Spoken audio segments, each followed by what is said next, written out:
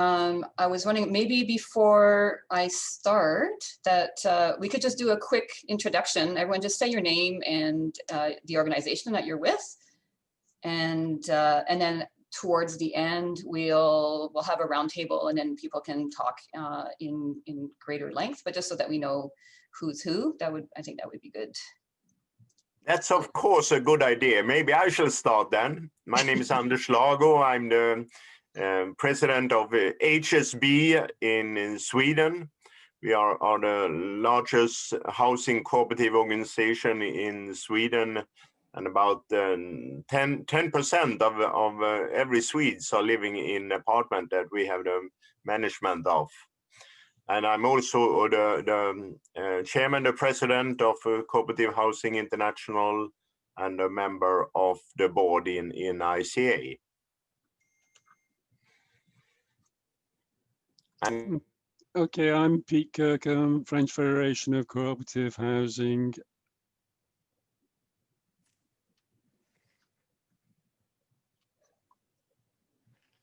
Ali, do you want to go next?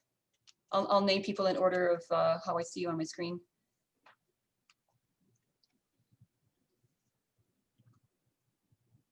Sorry? Ali, do you want to introduce yourself? Oh, yes. And your organization? Yes, I'm Muhammad Ali from Malaysia, from National Cooperative of Malaysia. I'm a vice president of the National Cooperative Movement of Malaysia, and also in charge of housing sector in Malaysia, and I'm a board member of CHI. That's it. Thank you. Thanks, Ali. Jane, can you go next?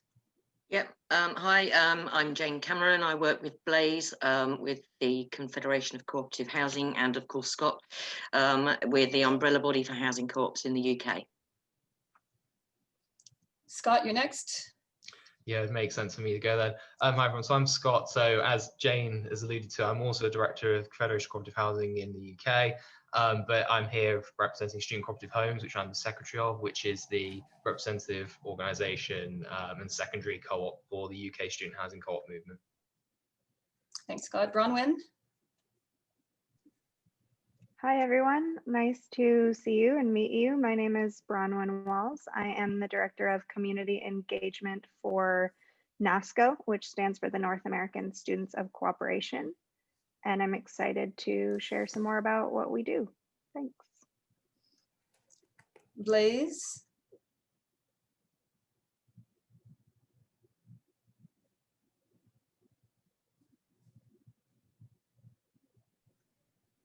Aha.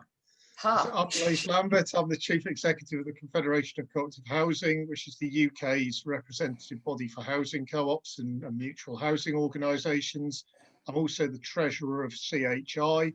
I'm going to have to nip away myself in about 15 minutes because I have an interview that I have to go and attend to at 3:30. But when we come to the roundtables, I'm more than confident that my board member and comms officer will be able to give an update on the UK, because I'm afraid I won't be here by that stage. Thanks, Blaze. Tete, you're next. I don't know if I pronounced that correctly. Yeah, hello everybody. I'm pleased to see all of you here. I'm Tetay Plantilla. I'm the Chief Executive Officer of the Federation of People Sustainable Development Cooperative, or FPSDC. We are from the Philippines, and we have a housing program, a sustainable cooperative housing program, which is a relocation site of those who were affected by typhoon in 2011, and we call that housing program Co-opville. I'm glad to meet all of you. Thank you. Thank you. Sarah, you're next. Hi everyone, I'm Sarah. I'm from Thunder Bay, Ontario in Canada, and I grew up in a housing co-op here. I also sit on the council for the Cooperative Housing Federation of Canada. It's great to be here. And Sam, you're next. Hi, good evening from the Philippines. I am Sam Subida, also from FPSDC. I am one of the junior institution building program officers of FPSDC. So it's nice to meet you all, even virtually. Thank you. Nice to meet you too. And fireflies.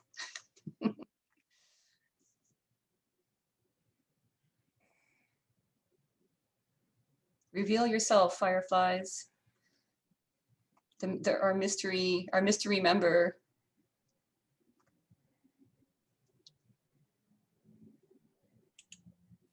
Okay, while we're waiting, we'll move to Haiti. Hello, everyone. I'm Heidi Bernal from the Philippines, from the Federation of People Sustainable Development Cooperative. Thanks for joining us. And Linda. Oops.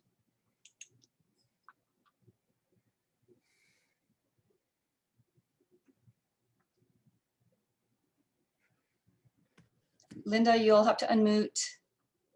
You know, that is the phrase of 2020. You're still on mute. All right, while we're waiting, Hans has just joined us. Hans, we're just doing a quick little intro of our names and the organization that we're with. If you want to, oh, Linda, I see you're unmuted. Do you want to go ahead?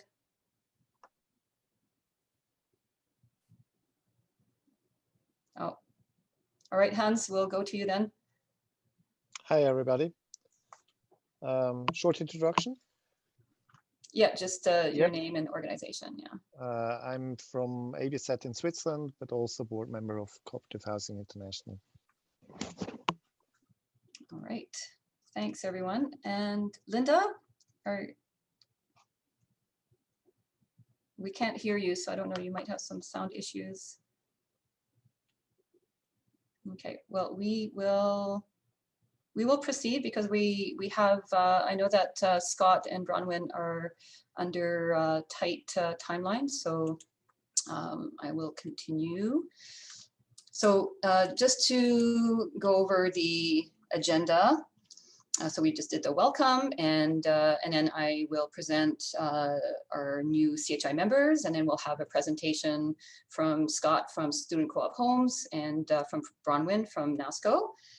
Just to introduce, who they are, what their organizations do, and then we'll do an overview of CHI's accomplishments over 2020, and then a quick overview of our work plan for 2021.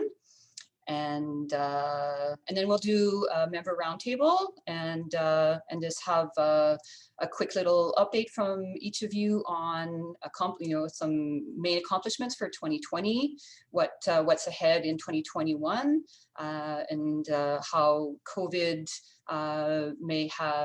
has impacted, and what are some of the positive outcomes, or how did you combat those challenges. So it's just because we're not going to have a whole lot of time, and there's quite a few of us, if you could keep it to just a few minutes so that we can stay within our time frame. So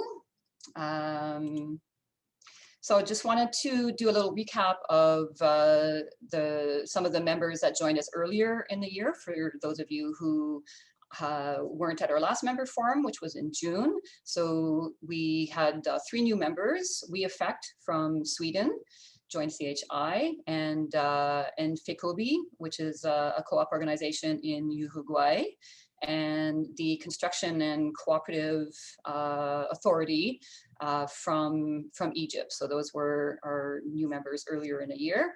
And then in September, 2 new student cooperative housing organizations joined us, who are here with us today.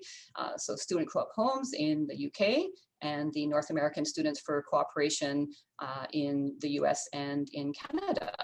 So I will pass the floor on to Scott, who will talk to us about Student Co-op Homes. Hi everyone. Yeah, there we go. So yes, that's us and our beautiful branding. So yes, Student Co-op Homes was founded in 2017. There was a project, well, it started off as a project around about 2015 time. Basically, we were in a situation where we didn't have a history of student housing co-ops, and so we had to kind of get going. And so we 3 student housing cooperatives independently established themselves with supportive partner organizations in 2014, launched in 14 and 15 respectively.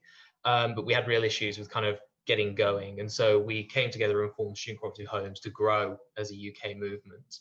And so Student Cooperative Homes is primary purpose is obviously to represent its members, but to also be the body that owns all of our properties in a common ownership model, such that we can leverage them and grow into the future, especially if one co-op is not going to grow for a foreseeable time in a certain location, or if we want to use assets in cheaper areas of the UK to leverage to buy more expensive ones. So you're thinking centrals of cities. London is the golden example.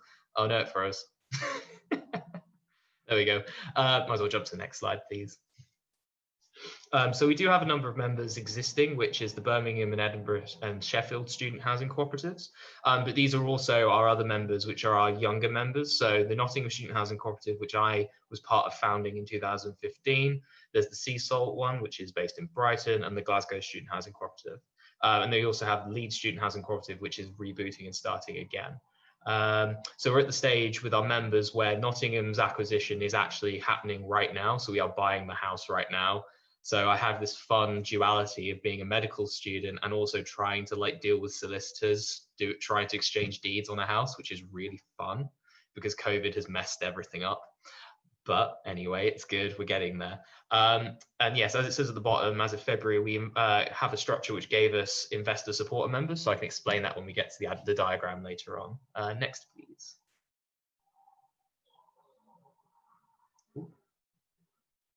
There we go. So this is part of our original campaign launch, and it's basically the idea that in the maybe similar, something you may relate to in your countries where, or maybe not, but in the UK context, students essentially have no power over their student housing in any meaningful sense between universities, the private developers, and the existing landlords who usually do houses or many houses in a given area.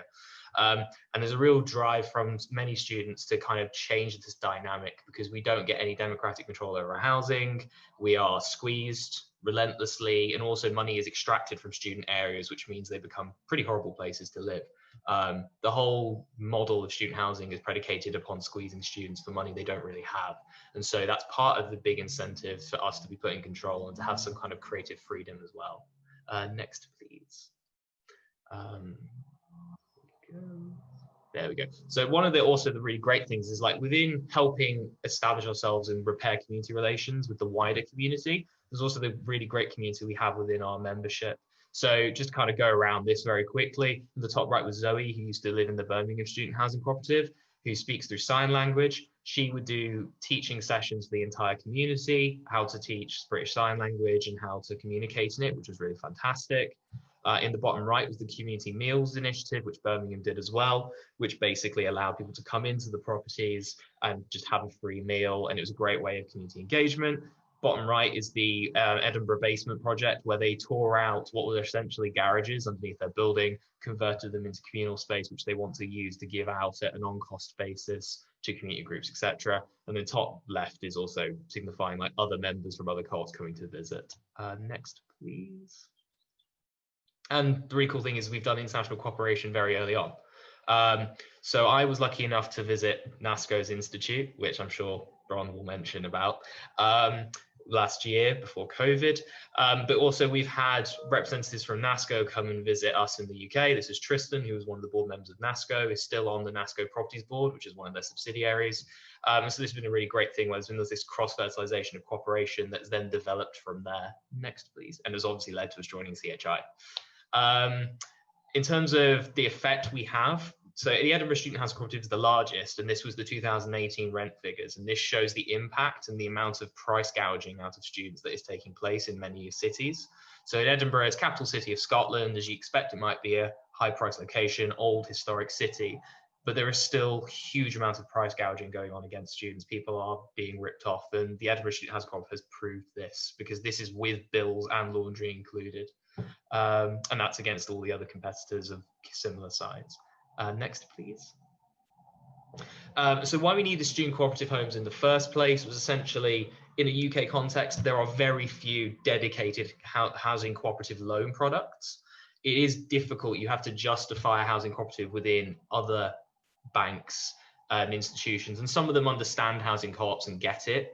But we do have a bizarre situation where we have a cooperative bank that has never loaned to a housing cooperative. And so that is just the reality. So we needed to have a structure in student cooperative homes that people had some trust in. We needed to raise money to get the deposits for houses, otherwise what's the point? And to create a financial track record for ourselves in common that people were more interested in loaning into, which is what's happened. And students were perceived as high risk in our case, because unlike in the US and Canada, where there's been a movement for a very long time, we didn't have that. And many of our degrees are 3 or 4 years long. So many people turned around to the students and went, yeah, you will sound great, but you'll be gone in a few years' time. And so we had to create the structure that showed a level of continuity. Next, please. Let's see where we're up to. So this is the essence of the way the money flows, but in essence, it shows how it's a self-fulfilling model. So all of the rental income goes into the members, and then there is an amount paid up that pays off our mortgages that we make on the properties. We can re-leverage them. We have shares we issue to investor members. We can take in loans, finances, and we can accumulate an asset base to grow. So it's a way of doing a national growth program, and to get going and try and grow fast as we possibly can. The alternative is the model that's used generally in the UK, which I'm sure Blaise could also refer to, where we have a lot of housing co-ops that own their individual houses. There's very little common ownership of those houses between cooperatives. And so we were a different approach compared to what is maybe the norm in England in particular. Next, please. And so, as said, we did raise money. We did a community share issue, which is a form of cooperative share issue. So we gave 25% of the control of the cooperative to investor members, and we successfully raised £300,000 on our first attempt, which was really good. Thankfully, we launched this and it ended just before COVID, thankfully.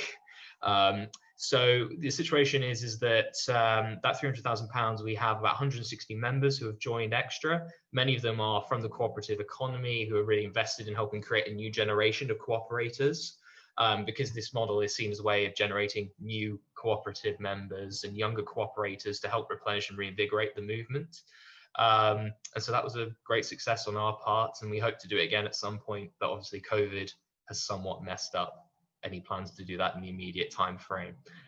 Though we did have another member who is Sea Salt did raise money through a community share issue even through the COVID period. So there have been successes, but it is a lot harder now. Next, please. Let's see where we're up to. So yeah, kind of our next step. So yes, as I said, the Nottingham Student Housing Cooperative is buying its house now. The Glasgow Student Housing Cooperative is we're looking through Student Cooperative Homes to buy them a house. And the Sea Salt Student Housing Cooperative have worked with the Community Land Trust partner to buy a house in Brighton, which is a very, if any of you don't know it, it's a very expensive part of the UK. Many consider it essentially a beach suburb of London, is one way I've heard it phrased before. And to be honest, it kind of is. It's a very expensive place to live, but they have managed to do it. But the barrier to entry in those cities is a lot higher, but they've done really well. And so that's where we're up to at the moment. And we're in the process of trying to get Nottingham residents moved in as soon as possible and double the size of our student housing co-op sector, which is where we're up to. I think that might be the last slide. And that's even in the COVID world. So, no, there is more, maybe.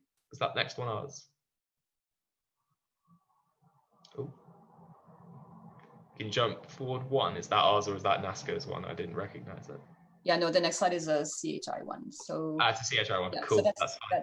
So thank you. And yeah, it's worth saying actually, just as a positive note, I might have stolen Bronwyn's line here at some point, but we also have done international cooperation between NASCO and student co-op homes. So there's been a lot of engagement since we kind of really got on the scene and got moving.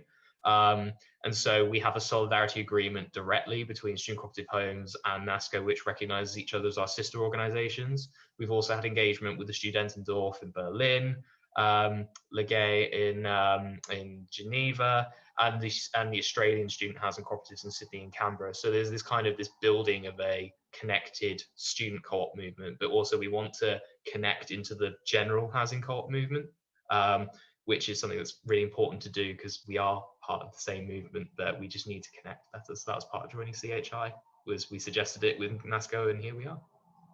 Yes, and we're glad you did. So thank you, Scott.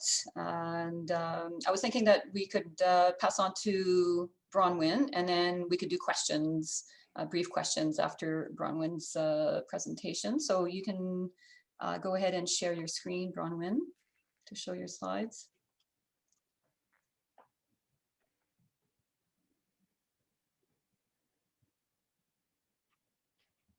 Perfect. How's that? Yep, that's good. Okay, great. Oh, wait, here, let me fix this a little bit. Okay.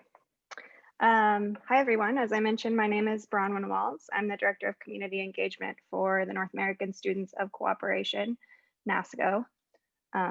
Also, just want to say thanks for that presentation, Scott. I always feel really inspired hearing about what SCH is up to, so thank you.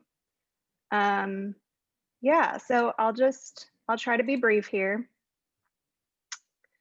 Who are we? So here's some photos of our members. NASCO is an alliance of group equity housing co-ops formed in 1968. So we just kind of surpassed our 50th birthday there. And NASCO was created to expand the student co-op movement across college campuses.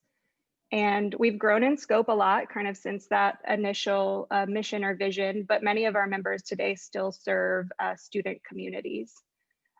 We have about 48 member co-ops representing over 3,500 individuals.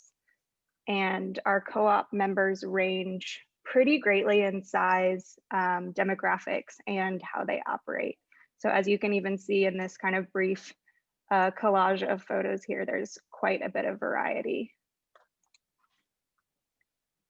And we are based in the US and Canada. As you can see on our kind of membership map here, those purple dots or the purple pins are where single co-ops are.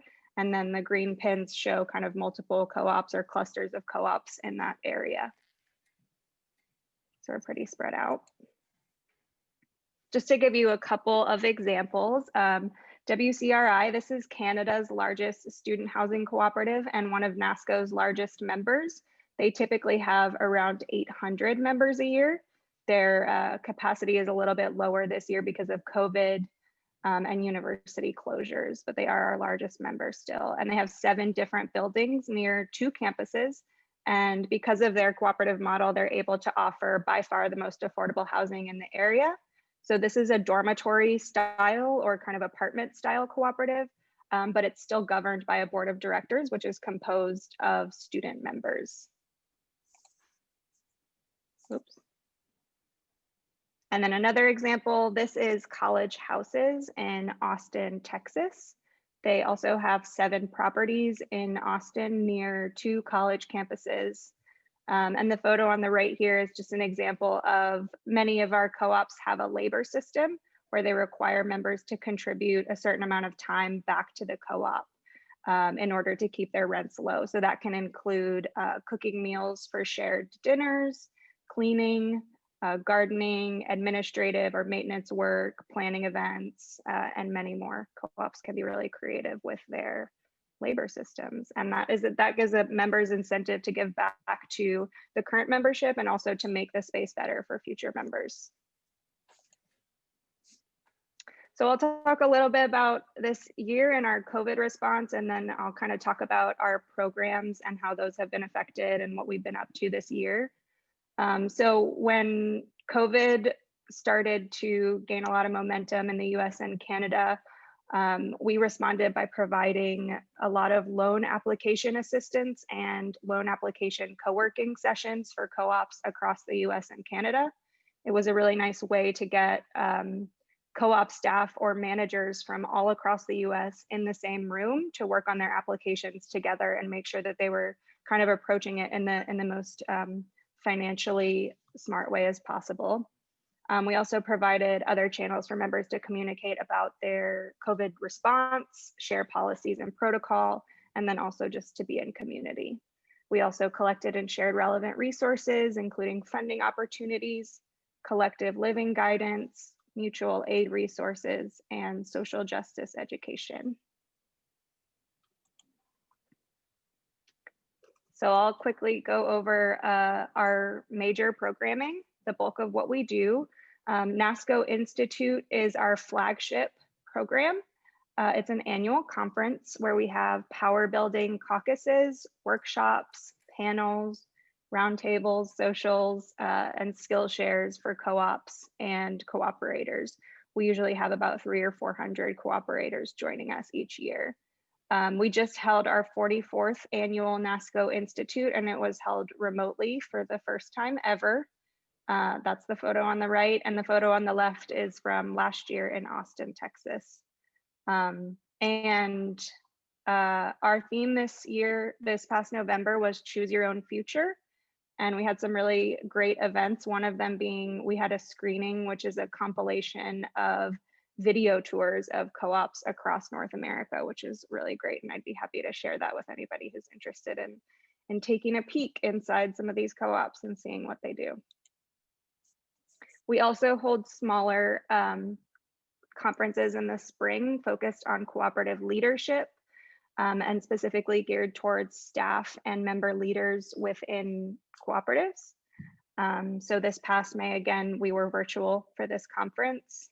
We had a book release event for a book called Hasten Slowly and You Will Soon Arrive, written by Jim Jones, which chronicles the history of the group equity housing cooperative movement in the US. Lots of good stuff in there. Also able to provide a link if anyone's interested in that book. And then we also had on the right a guest speaker, Noni Session, who works with the East Bay Permanent Real Estate Cooperative, sharing with our members on how they've used the co-op model in a really innovative way to create affordable housing solutions in the Bay Area, which is facing one of the worst housing crises in the US right now. Year long, we offer workshops, webinars, and consultations. In the fall, we do a series of fall orientation webinars, including Co-ops 101, board roles and responsibilities, budget fluency and meeting facilitation. And we also offer tailor workshops to our members. So we do a lot of one-on-one with co-op boards or co-op members around everything from conflict support, building community agreements, maintenance planning, and membershiping. This year, we've done a lot of consultation around fundraising strategies, financial projections for planning, revising job descriptions or staff evaluations processes, participatory budgeting within cooperatives, and more. And this year, one of the most exciting things that we did was we launched a cooperative leadership certification program. It's a leadership development program. It's 1 year long. It's designed for a cohort of 6 to 10 cooperators and culminates in a final project or initiative chosen by their participants in at their home cooperative. So this is our first cohort here. They're all really fantastic. They're spread out across the US, and we also have one co-opper from South Africa, and they're all going to be working on initiatives within their home co-ops and engaging their own communities as well, with mentorship from NASCO and then in collaboration with each other. So this program is designed around core competencies which is kind of the core pillars of the program, including cooperative literacy, creativity and critical thinking, effective communication, and unlearning anti-cooperative leadership. So that's kind of the bulk of our educational programming, which is kind of the core work of NASCO. And then aside from our educational programming, we also have kind of arms of NASCO that work in property management and co-op development. So we have, Scott mentioned it briefly, but we have kind of a subsidiary organization called NASCO Properties, which was created in 1988 as a property holding and management corporation to assist new housing cooperatives with financing and management. It's a similar equity model that SCH uses, which is using equity from the buildings it owns to provide that collateral and equity for new groups, and also just acts as a support system for those members. And NASCO Properties owns 16 properties across the US, housing about 250 members. This is a house in Champaign, Illinois. And this year, NASCO Properties is really focused on the impacts of COVID on members, and also added, completed an expansion project. So the expansion project provided a new 7-unit apartment co-op in Providence alongside 2 group houses. And as I mentioned, co-op development, we have kind of another separate arm of NASCO called NASCO Development Services, which focuses specifically on development. And we kind of define development as technical assistance to cooperatives who are working to form, expand, or stabilize. So including stabilization in that definition, that's been our major development goals this past year, again, relating to the pandemic and how we've approached helping cooperatives during this time. So focused on supporting existing co-ops to weather the economic and health crisis through financial and member-led stability. And then lastly, this is our staff team. We are a remote team. We are based across the US. It's Daniel Miller, Catherine Jennings, Liz Anderson, Brel Hutton Opaleke, and myself, Bronwyn Walls. Thank you. Please let me know if anybody has any questions. I'm happy to answer.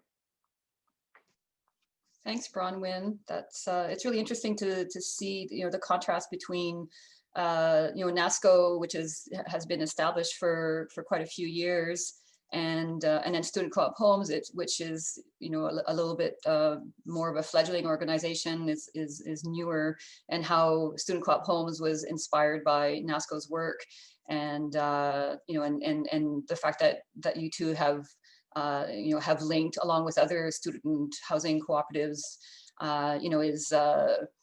is proof of the importance of connecting similar organizations from around the world to to inspire one another with with your best practices and with your programs and your structure, and and how other organizations can can be inspired by that in establishing their structure.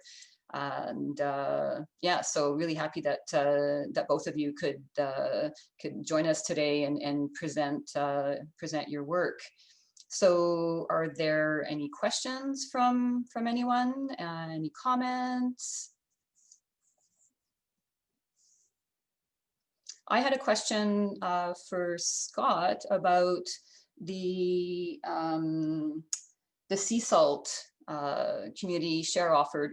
Did they use the same structure that Student Co-op Homes used, or did they kind of alter it a little bit?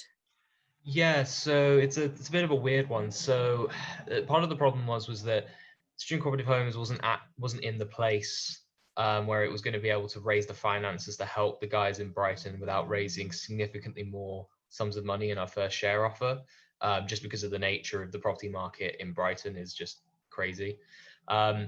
But they were able to build a partnership locally with a community land trust, which had managed to access government funds, which they couldn't put towards building, that they could put towards staff to support sea salt. So they did that as I can't remember how many hours a week it was, but they gave them leveraged them an amount of support that they funded, which helped them develop very quickly. And they were assessing options very, very rapidly. And the Community Land Trust itself issued its own share issue. And within their goals, they wanted to acquire different forms of community-led housing. So that was I think there was a co-housing scheme that was proposed in their proposals, the student housing cooperative, other such things. And so that's where they went to. And because of COVID, they had to strip back what their plan was for that share issue. And their number one objective was to house the student housing cooperative. And so there's a bit of a weird discussion that needs to be had now around, the community land trust will own that property for sea salt, but where student cooperative homes might be envisaged as being the lead tenant and subleasing to sea salt, such that we have the support structures to support a student housing cooperative. Otherwise, the community land trust is going to have to deal with all of those structures and develop them in-house. And it's part of a structure which student cooperative homes also has, which is not just we want to purchase housing, though that is obviously the ideal. We want to be opportunistic to grow. So if we can find like-minded partner organizations that we could lease properties out of or other such arrangements, we will do that.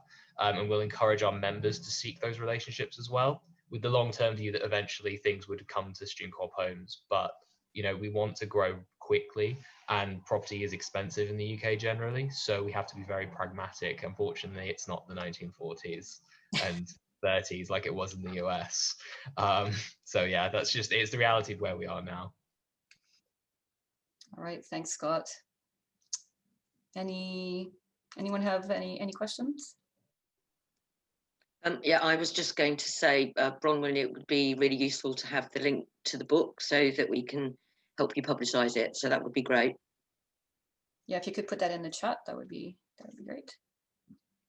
Okay, so if there are no questions, then I will continue with our presentation. So I'm just going to go over some of our accomplishments for this year. And just like most organizations this year, a lot of webinars, a lot of online connecting.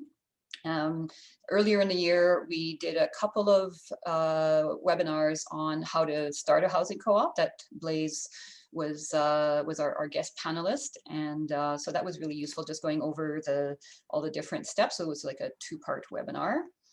And then so since our last member forum, we also did a webinar called Thinking Outside the Box for cooperative housing development. So we had Hans, who was part of that panel. We had MOBA, which is a cooperative, a pan-European cooperative focusing in Central Europe. And we had what's his name? From Radical Roots, Gauthier Guérin, and then we had Leah and Bea from Urbamonde. So a nice cross-section of different cooperative housing professionals. We got Zoom bombed on that webinar, so we had to cancel abruptly and reschedule it. So that was fun to go through. And so it basically highlighted the importance of forming regional networks, so that folks can are not having to reinvent the wheel, and they can work on each other's strengths and provide support. And are you all seeing the presentation? Okay, yeah. No. Or, no. Okay, I forgot to. Okay, was one last step here. Okay, and just 1 second. So yeah, and then each presenter talked about the innovative finance tools that they've been using, and one of the plans for next year is to aggregate all of those different financial mechanisms and make them available on a website and possibly in a publication. And the next webinar was in Spanish, and it was on the mutual self-help model. And so we had 2 panelists, one from FUCBAM in Uruguay, and then Sostre Civic from Barcelona, who were, have been inspired by Uruguay's model. And for those who don't know, FUCBAM is a cooperative housing federation based in Montevideo in Uruguay, and they do a lot of work outside of Uruguay in South and Central America, and have even inspired housing co-ops in France. They've been, basically invited in different parts of the world to speak to their model. So they're quite happy to share their model internationally. And then the third one was on student cooperative housing, which Bronwyn and Scott were part of. And we also had our partners from Cohabitat that were part of that. Mariangela from World Habitat was the facilitator, and also that's also a partner in the Cohabitat Network that we're part of. And then we had Student Dentor from Berlin, Stucco from Australia, and Les Sigu from Geneva. So a very wide cross section of student housing cooperatives from around the world.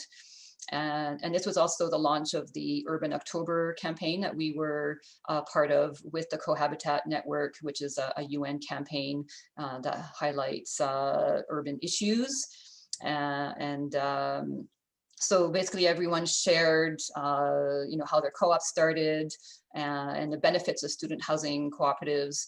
And I was reminded in seeing Scott and Bronwyn's presentations with their photos, and the photos really capture the life in a student housing co-op, and the same with the virtual tour that NASCO did in their institute. You really get a sense of like how what it's like to live in a housing co-op, and you even get the sense of the benefits of living in this community. So we got to see some of those great photos.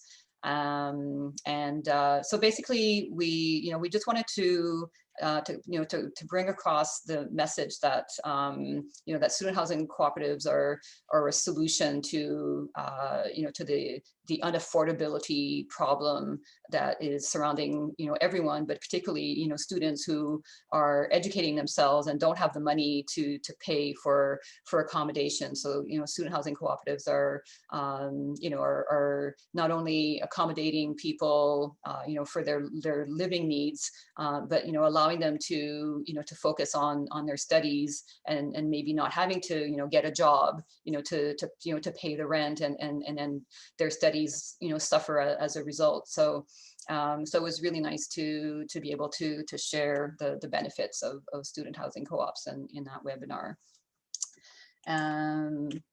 So next year we're wanting to build on that and get into more of the nuts and bolts of of running a student housing cooperative, and how to get one off the ground, and talk about the governance structure, dealing with turnover and asset management, and sort of like just more of the detailed questions. And we also want to organize some networking events to connect co-ops from the Asia Pacific region. Sort of like you start off with a meet and greet, and then build on that, so that the co-ops in that wide region can get to know one another, and hopefully the ultimate goal is to form a regional network of cooperative housing organizations in that region. Another topic that we're working on is the finance mechanisms. As I mentioned earlier, is to aggregate all of the different tools that have been used, and basically like aggregate them and make those available for new groups that are wanting to launch housing cooperatives. And this is kind of building on a workshop or a webinar that I was invited to share this information with a group called ARCOM, which is a group of architects that are working on community-led housing initiatives. And then the last one is, or the second last one is on legal frameworks, which is a partnership that, or a collaborative initiative that we're working on with the International Cooperative Alliance, which is again another aggregating exercise of amassing all of the different legal frameworks that are not just at the national level, but also at different regional levels, and then making this information available on our website. So we would, so once this project is completed, then we'll do a webinar to share the findings of that. And then another idea is to delve into the podcast world and then focus on what it's like to grow up in a housing cooperative, and this could also encompass the student housing cooperatives. So just to shed a light on the impact of growing up in a cooperative and the benefits of raising a family in housing co-ops, or being a student, and just sharing the highlights of living in a different model of what most people are used to seeing. So any questions so far? Any comments? I just have a quick question. Do you already have folks lined up for that last podcast you were talking about? Cooperative? I've only talked about it with one person, with Sarah, who is here from Canada, and she's willing, and yeah, happy to have suggestions come my way. Definitely, yeah. Great, yeah, I will recommend somebody to you. I'll email you. Okay, thanks, Bronwyn. So another accomplishment this year is that we do a lot of work with the Cohabitat Network, which is a group of organizations working in community-led housing. Urbamon being one, World Habitat, the Asian Coalition of Housing Rights. The list goes on. There's quite a few organizations, and so we basically coordinated a month-long social media campaign in about 3 weeks, which is quite a feat. And it was basically just to highlight, like some case studies, like really highlight specific community-led organizations or specific, housing in different countries, because with the part of the Cohabitat Network is a digital platform which has just examples of different community-led housing all over the world, how they're financed, what their legal framework is, how it got started. So just basically the whole story behind each group. So we highlighted that during the campaign. And then there was the webinar with ARCOM on the financial instruments. And I'm just going to play. To close off the month-long campaign, we just did this little video here. Democracia directa. Unity. Warm. Progressive. C'est la proximité. Participation. Jumpai. Hope. แบ่งปัน Inclusive. Plus forts ensemble. So that was, so we asked people to just provide one word of, what community-led housing means to them. And so it was just a nice way to close off that campaign. Oops. And we also did a video series, and so we did just little explainer videos that are 1 minute long on the different aspects of cooperative housing. What is co-op housing, who is it for, how are they financed, how are they governed. So the whole list is here, and they're available in 3 languages: English, French, and Spanish. And if any of you are interested in adding another language, we can make we can talk about how to make that happen. So if you're interested, please let me know. I'm just going to play a quick little segment of this here. So this one's on climate change.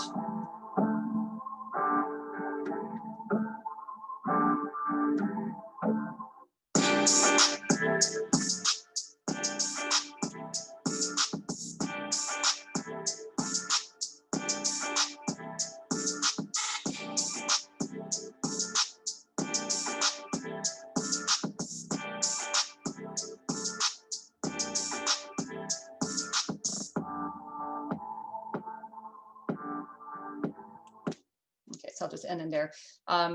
they're all available on our YouTube channel, which is Cooperative Housing International. And we're redesigning a section of our website to feature each of these videos with some text accompanying each of these titles. Because one of the things that is missing from our website is just the basic information of what is cooperative housing. And so we'll be able to incorporate those videos in there, and we've been sharing them on social media, and have been getting some good reactions from those. So any questions before I move on? Okay, just, I know there's some questions in the comments. I'll take a look at those in a few minutes. Oops.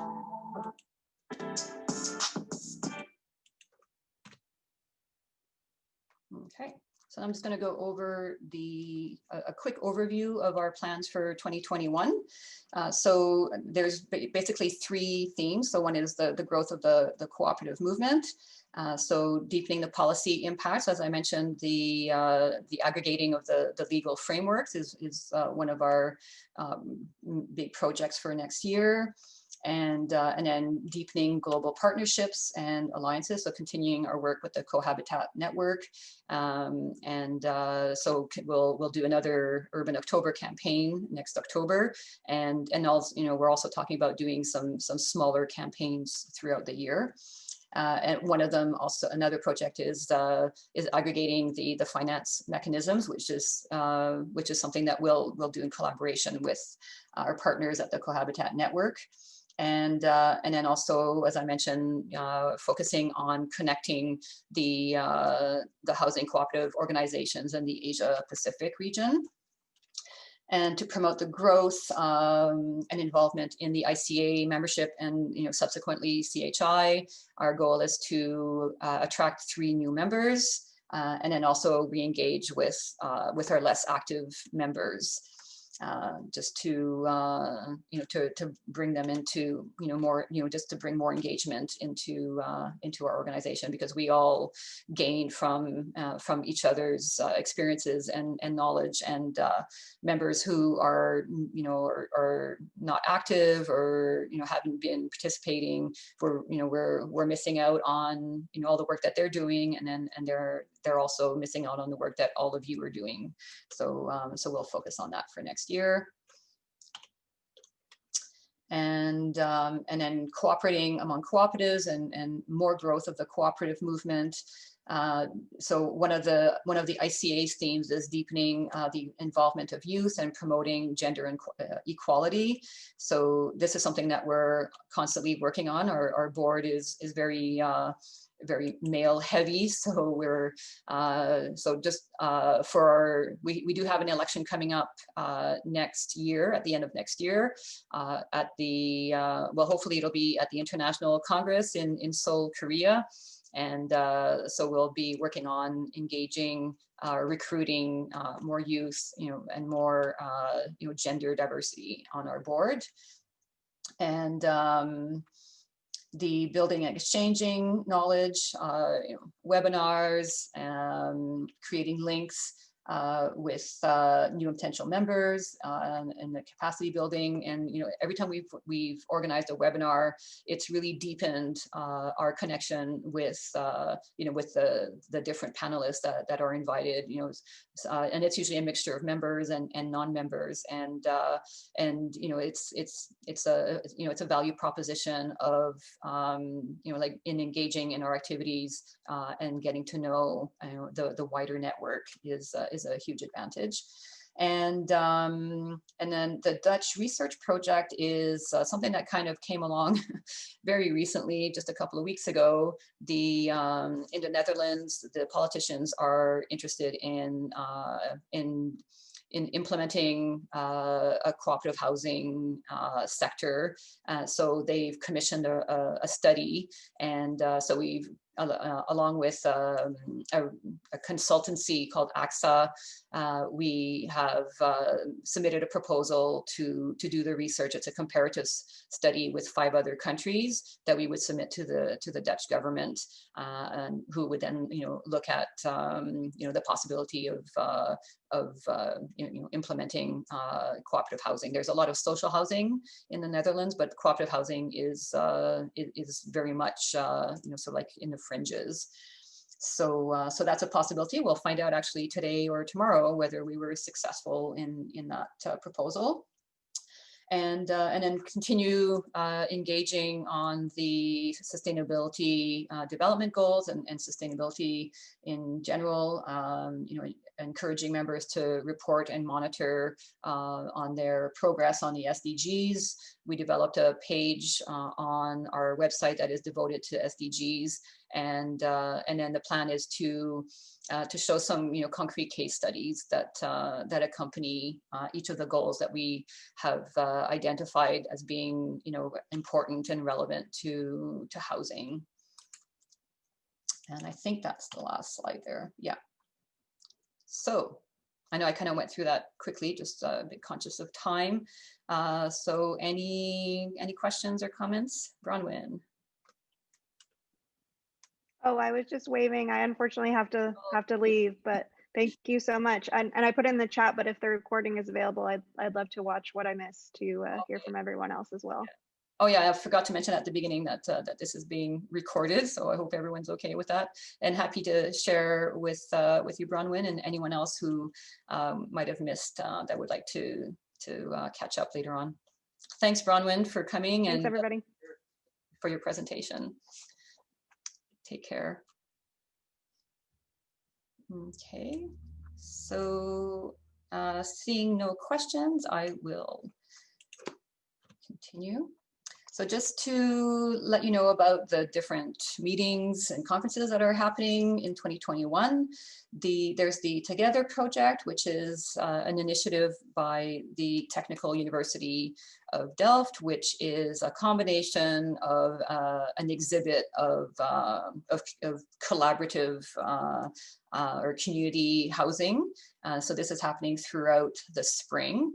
And then so it's an exhibition on new architecture of the collective, and then there'll be some events and workshops that will accompany that, from academics, from practitioners, leaders in the field. So we submitted a proposal as part of the Cohabitat Network to do some sessions on that. So I think they were hoping on doing it in person, and so I think they're just waiting to see what the COVID situation is before they decide on whether to postpone it or have a virtual event.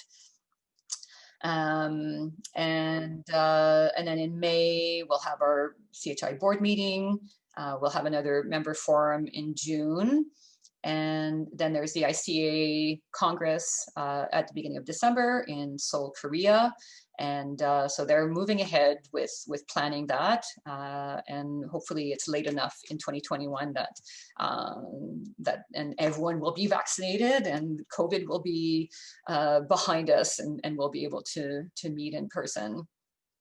And then also the Cohabitat Network is hoping to meet in person in November or December. This is, yeah, sorry.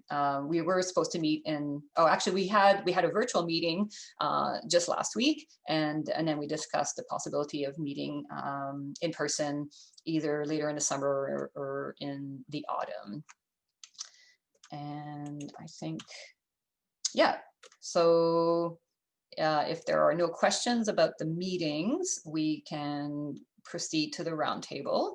And so just basically, giving us a quick summary of the impacts of COVID-19 and your successful responses, 2020 accomplishments, and what you have looking forward in 2021.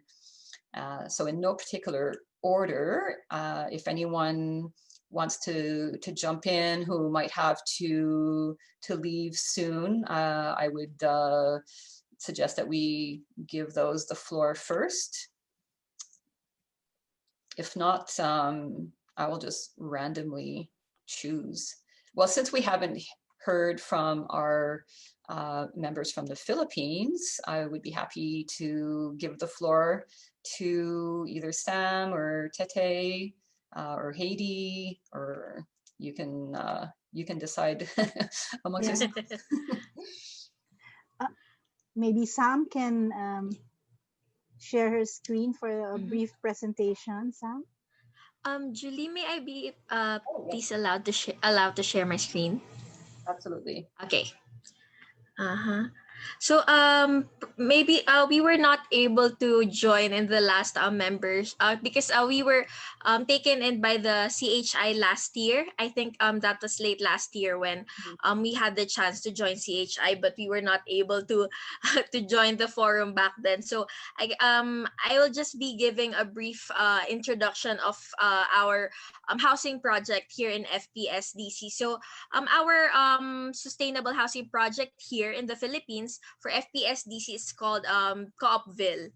So this was brought about because initially, for context, initially FPSDC or Federation of People Sustainable Development Cooperative did not really envision coming up with a program or a cooperative housing model initially, because it was really out of our plans. But in 2011, there was this tropical storms called Sendong in the Philippines that badly affected a lot of individual cooperative members in northern Mindanao, which is why timely enough we had the land back there in that area in northern Mindanao, and later on through the years and then we've decided to develop it into a sustainable housing model sustainable housing model as our way to assist those who have been badly affected. But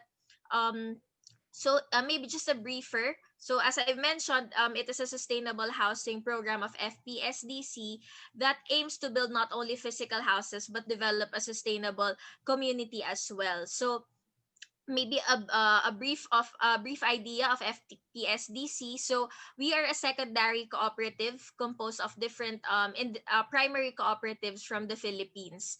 So we are established in 1998, and at present we have around 170 cooperative members from the three main islands of the Philippines, which is Luzon, Visayas, and Mindanao.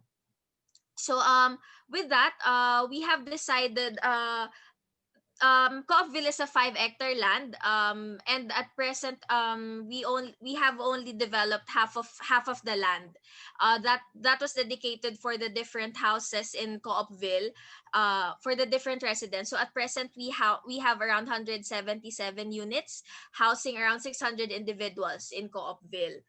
And since I've mentioned earlier, we want to assist them, and we want them we wanted not only to build roofs above their heads, but we also want to provide them with enterprises that can help them bounce back from what happened. So in order to do that, we strategically divided the entire lot into 4 zones.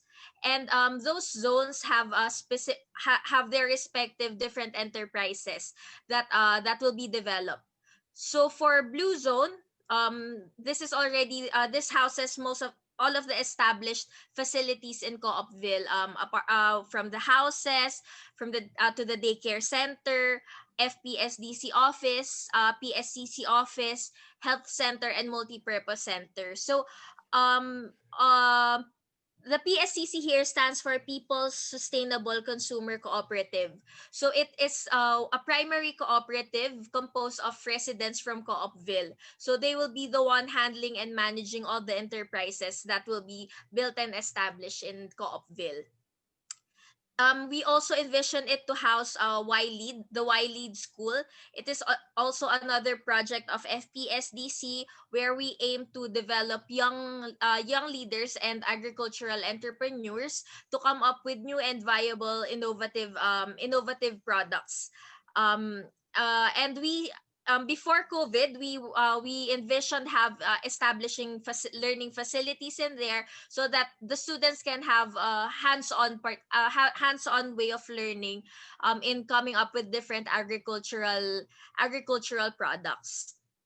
And then a part of that, apart from that, we also envision having vermi beds and biogas facilities in the blue zone to help assist in the different farming and agricultural activities that will be done in Coopville.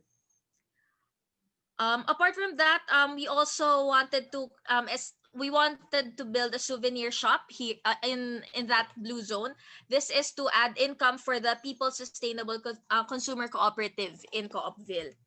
And the idea why we wanted to have a souvenir shop, because we wanted Coopville to become an ecotourism site. So that that ecotourism site will be housed by the red zone and the green zone. So for the red zone, as I've mentioned, this is eyed to be the wellness and relaxation area in Coopville. So it will be housing, we were hoping that it could house the glamping site or the glamorous camping site, which is very in demand prior to the pandemic outbreak. And then we also wanted it to, we also wanted it to house the bed and breakfast facility. While this is already established there, it's already existing, we wanted to improve it further to make it more enticing to the tourists that intend to visit Coopville. We also wanted Coopville to have a wellness spa, since a lot of Coopville residents are trained trained in reflexology. We also have our covered court there to house different activities that the residents want to have. And then, since we are committed into having sustainable means for energy, water, etc., we wanted to start even a small solar field to provide sustainable electricity in Coopville.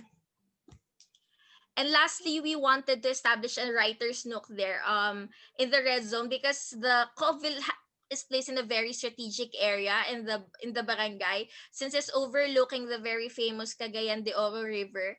And that river is known for those adrenaline junkies who are really into whitewater rafting. So that's why we also planned having an ecotourism site there, because it will be compatible with the existing adventures for the adventure seekers who want to try out the whitewater rafting in the area.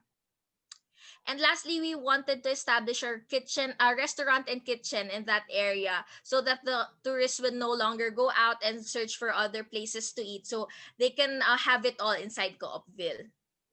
And lastly, this is also where the coconut farm will be situated. And then complementary to that is the green zone. So similarly, these are just some of the other ecotourism attractions that will be housed. So this includes the Positivity Walk. Another is the Butterfly Sanctuary. And then also a pharmacy for developing different herbs and spices to be sold in the souvenir shop. And then this is also where the compost site will be installed to also to help in the different agricultural activities in Coopville. But unfortunately, due to the outbreak of COVID, this were all brought to halt. And hopefully we could still continue on with this plan in the coming years, once everything settles back to normal. But there's this one zone in Coopville that, fortunately enough, we were able to continue on with what we planned, and it is the yellow zone. So this zone will serve as one of the biggest enterprise zone in Coopville, since this will house the Heifer cocoa sugar processing plant. So different fruit trees and coconut trees will also be in this area. So essentially, Heifer cocoa sugar is Hive stands for Hand Holding in Viable Enterprises.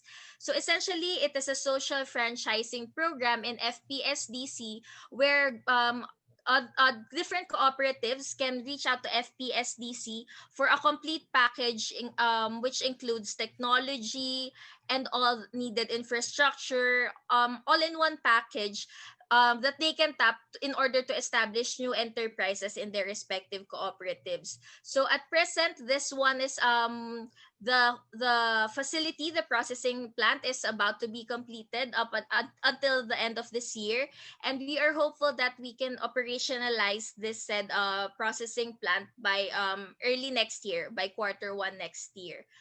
So that's Coopville in a nutshell. And due to the pandemic, so we had to make sure that everyone will stay safe in Coopville. So we have come up with different initiatives in order to ensure the security of everyone, as well as their safety. So just some of the initiatives that were done is that we provided basic health kits for the residents. So apart from that, we also had rice relief for the different Coopville residents. So this is in partnership. We were able to gather donations. Apart from what we have for the Coopville residents, we were also able to gather donations from our other partner cooperatives. Since apart from that, since a lot of schools here in the Philippines are adapting the online learning mode for this year, so there's also a provision of computers for the students in need in Coopville. And lastly, we provided spray tanks for the purpose of disinfection. So those are just some of our simple initiatives in Coopville that we have taken, especially in light of the COVID crisis. So that's it for FPSDC and the Coopville, and I hope we were able to share at least inspiration or different practices that we have done. So thank you very much. Oh, thank you, Sam. Yeah, that is very inspiring, and you've been very busy. Maybe COVID is a good thing, so that you have time to breathe and plan for all the zones. It's amazing. It's like it is really all encompassing, and you've really thought of like I really love the ecotourism aspect and and the housing aspect and the sustainability. It's really quite marvelous. So I'm excited to see it come to fruition. So we'll have to get some regular updates. Will do. Thank you. Yeah. And who else would like to go next?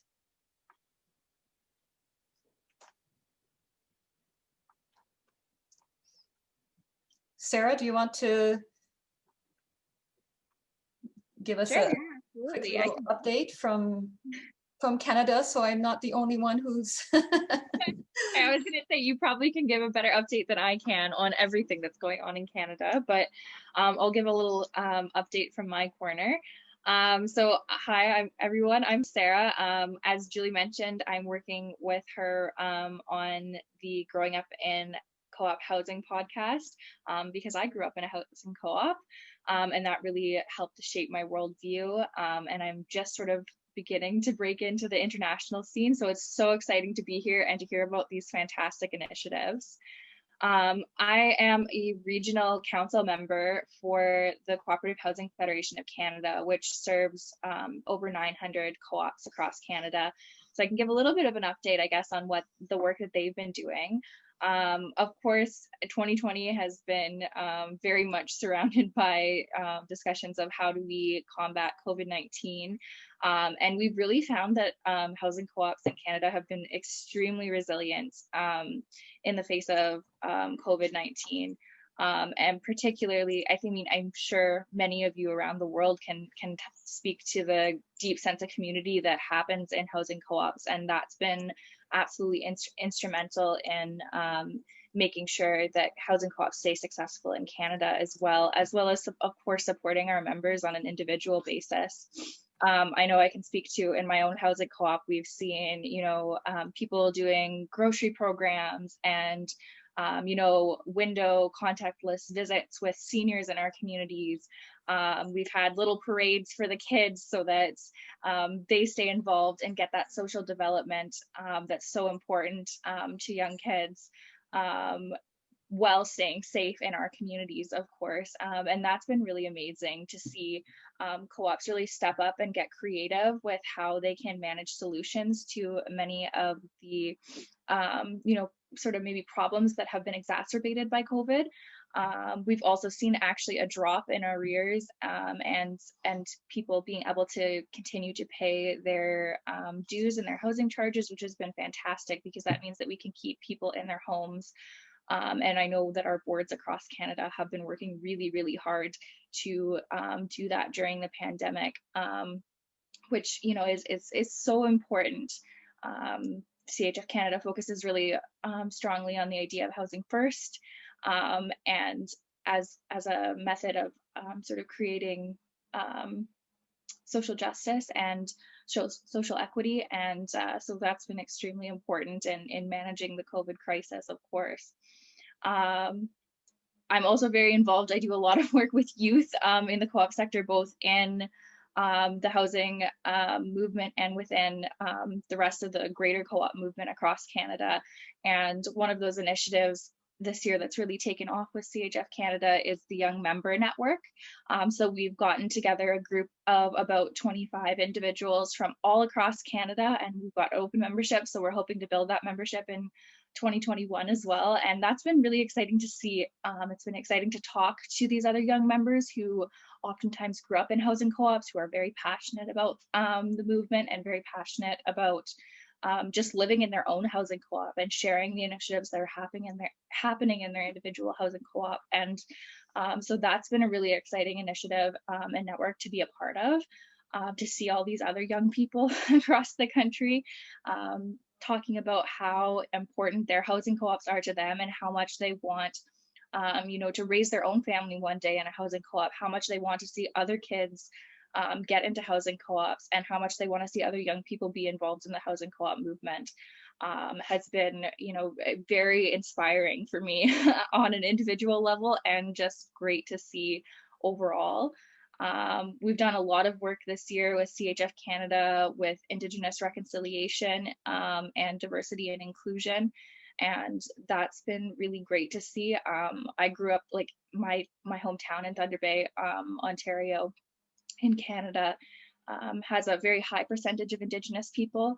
And I think that that's a very important aspect that we address as housing co-ops, that we acknowledge the land that we're built upon, and the peoples who are impacted by our development. And so that's been really great to see as a part of the national co-op housing movement in Canada. And most recently, we launched Buddy Up Co-op, which is an online networking initiative that's meant to connect co-op members, particularly, I think, co-op members that are socially isolated, particularly during COVID, and get them in contact and connected with other people so that they can have that social aspect, that they can have that deep sense of connection that our co-op members always feel, but I think perhaps maybe are missing this year as we've had to be socially isolated because of COVID-19. And so that initiative is really exciting as well.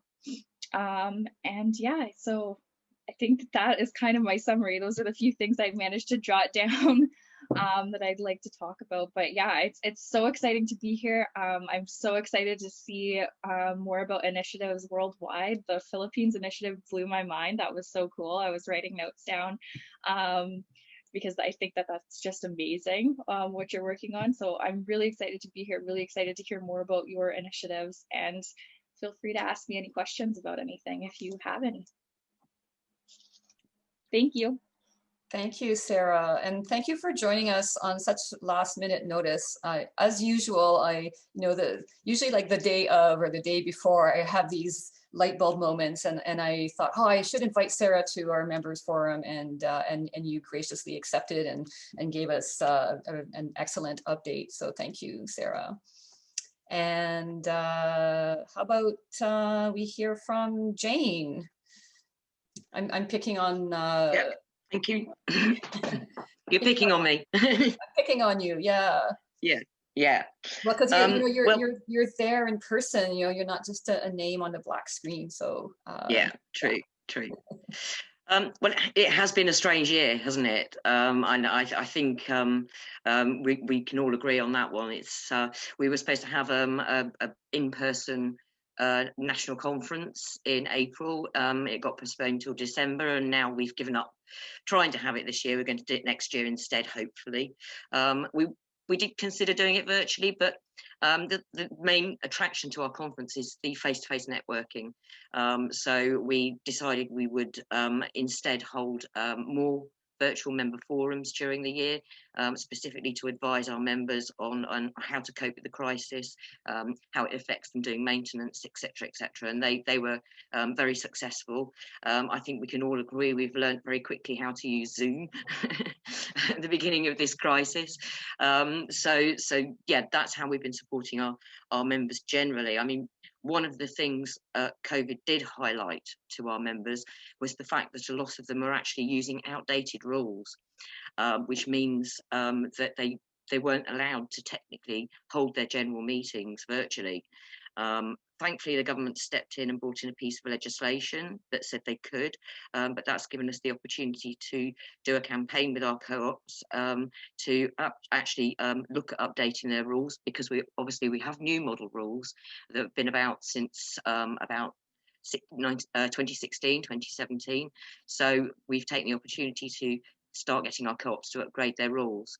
But like Sarah said, we've seen some great initiatives by our co-ops, WhatsApp groups, socially shopping for people, etc., etc.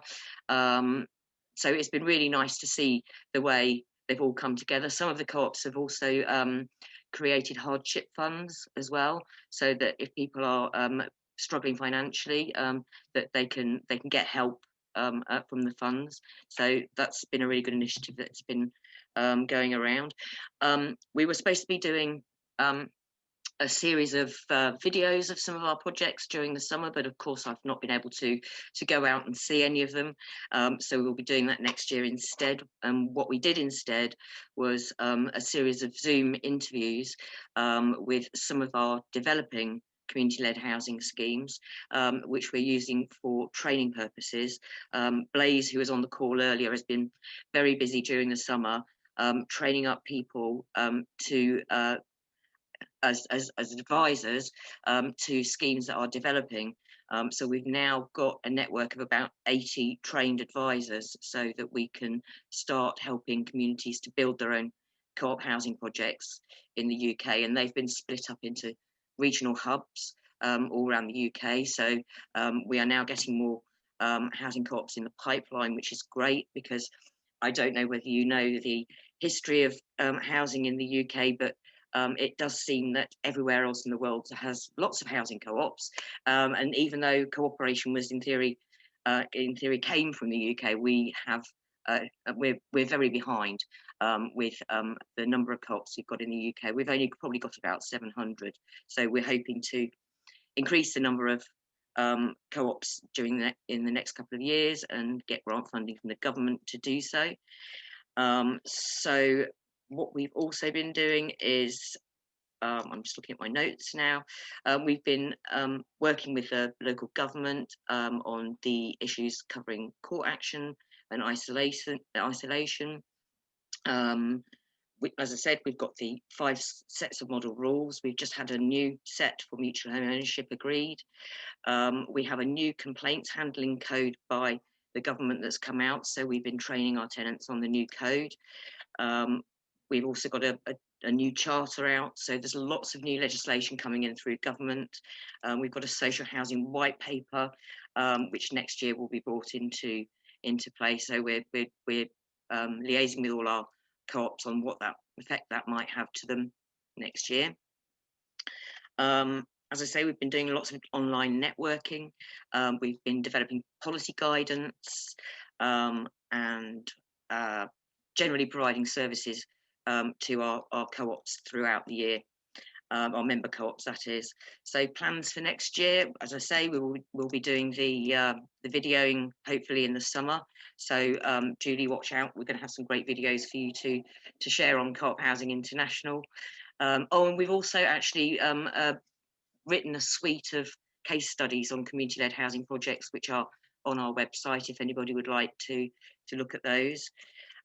We will be working with our partner solicitors on any of the governance challenges that the government are going to throw at us. We have our conference coming up, as I say.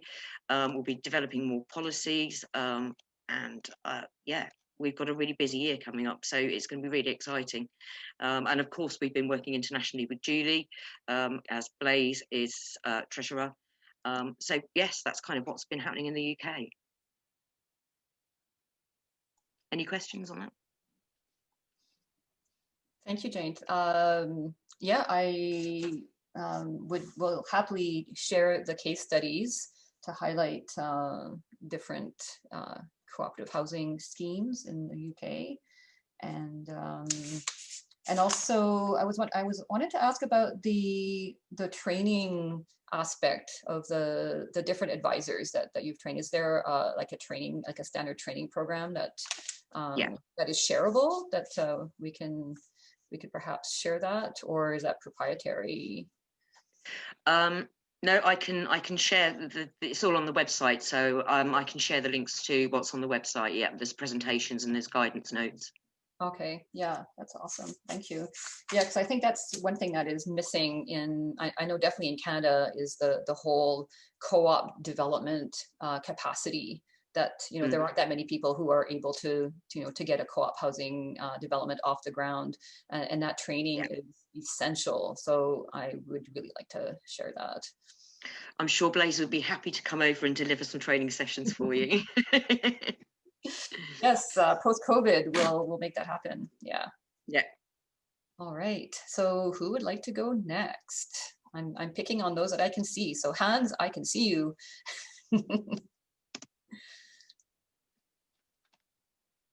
Actually, that's probably the reason why everybody switches the camera off. They don't want to present. They want to be picked by you. So hi everybody. I'm based in Switzerland, and as you probably know, Switzerland is affected by a disturbingly intensive second wave of COVID infections, which puts heavy restrictions in our daily life and meeting life. Interestingly enough, the economy is not doing bad. We have a very low unemployment rate, and things are going well. But this COVID second wave, and also already the first wave, really touches the core of our corporate identity, because we cannot meet. We cannot meet in person and discuss things as we used to do. We had a general assembly held electronically and not in person, and we were now brainstorming and trying to develop ideas for the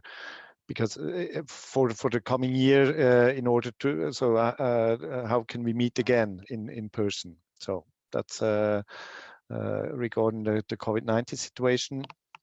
I'm also a member of the regional Apex organization of cooperatives, housing cooperatives, and we were busy building up property management services for smaller and mid-sized housing cooperatives, because we often saw that they are not able to offer professional services for their members, and also to maintain the houses. So we try to offer that as a centralized services, which is quite new for us, and was very interesting and motivating to see that already a couple of smaller housing cooperatives signed into this new offer. On the national level, we founded Cooperative. I've been talking for about a year now. Julie has heard that for the fourth time, but it's a great thing, because it brings together cooperatives from all different branches on a national level. And we do all kinds of things, from lobbying to education, training, knowledge sharing, and of course, international linking. And this has also proven to be a big success, because already in the first year we got 50 members, which is about double of what we expected, and I'm have to drop out of this meeting quite soon because we have a board meeting where we're planning next year, and we plan to double now the memberships up to 100 members for next year, and of course broaden the services and intensifying the international links.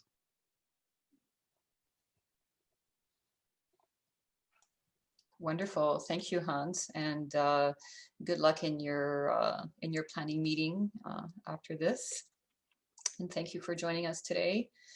So who is next that I will pick on? Linda, I don't know if we were having problems during the introduction.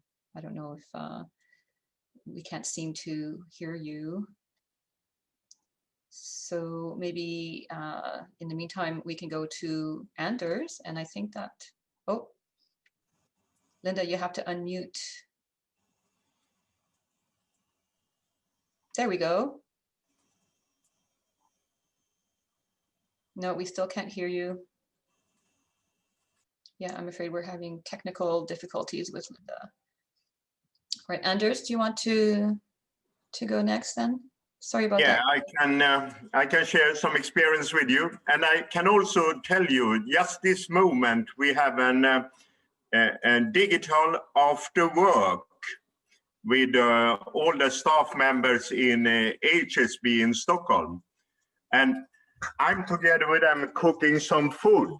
Oh, okay, nice. So everybody has today, we had delivered some food home to everybody, and then we have a chef helping us what we shall do for cooking. So today it will be fish to dinner. And this is a little bit like the life in Sweden now. Everything is digital. We have no lockdown in Sweden, but we have a strictly restriction that the people that have the possibility shall work at home. So we have closed all the offices in HSB around Sweden, and the people that have the possibility are now working from home. But I think because Sweden don't have a total lockdown, a lot of things is running. The school is open, the shops are open, even the restaurants is open, but it's forbidden for bar and stand up to drink. It's possible to sit down and have a dinner in a restaurant. But a lot of things is running. But of course, it's a tough situation, and it's a lot of discussion in Sweden now for Christmas and the New Year, how it should be done. But the restriction is, for example, that it's only 8 persons that can meet each other. Even in the family in Christmas, it's only allowed to be 8 persons. So it's a tough situation, but the economic situation in Sweden, it's running quite well.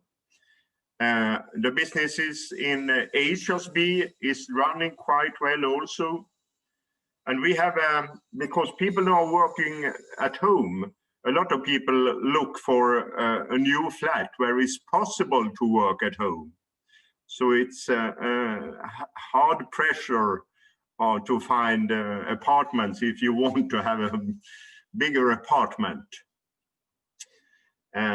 But the business is running. We are planning for next year to build about 1,000, 1,500 new apartments. And it's a big interest for them. And the core business for us, take care of the houses, help the 4,000 local housing cooperatives. It's still running. It's ongoing. So it's the situation is okay in Sweden. Then I will go back to the dinner, and it's interesting to hear from around the world. And Sam, it was really interesting to listen about the project in the Philippines. I hope you you will, next time when you have the presentation, we can see that it's running on. It's very interesting to see that big project in the Philippines. Thank you. Thank you, Anders. And I think that's the first time we've ever had a fish at one of our meetings. So I think we have a new member. So I think we've heard from everyone. So Haiti is with FPSD, right? Yeah. Okay. And then Linda, we're not able to hear her sound. Linda from the National Association of Housing Cooperatives in the U.S. But you know, there is good news as they will be transitioning to a new government, and Donald Trump will be a thing of the past. So I think that will be good for housing cooperatives and all cooperatives in the U.S. So sorry, Linda, that we're not able to hear you. And so thanks everyone for coming. Thanks, Sarah, for joining us last minute. And thank you, Sam and Tete and Haiti, for sharing Co-opville, and you know, it's very inspiring, and it's a project that merits lots of exposure and lots of thumbs up. You know, in its concept and the things that you've developed so far, it's really exemplary. So we're gonna be highlighting Co-opville a lot. Thank you, Julie. We want to see Co-opvilles in every country. Yeah, and you're the trailblazers. So thanks, thank you, Jane, for joining us as well. Nice to see you, and we should talk. We should have a chat to talk about CHI communications. Yeah, maybe in January. Yeah, we'll email. And yeah, thank you, Anders. Good luck with your fish. And thanks, Linda, for joining us, even though we couldn't hear you. And we look forward to seeing you at our next member forum in June. And I'm sure we'll be speaking with you before then. So take care, happy holidays, and stay safe, and happy New Year. And talk to you soon. Thank you. Bye. Bye, everyone. Bye-bye, and thank you for the meeting, Julie. Thank you, Anders. See you, Linda, next year. Bye-bye.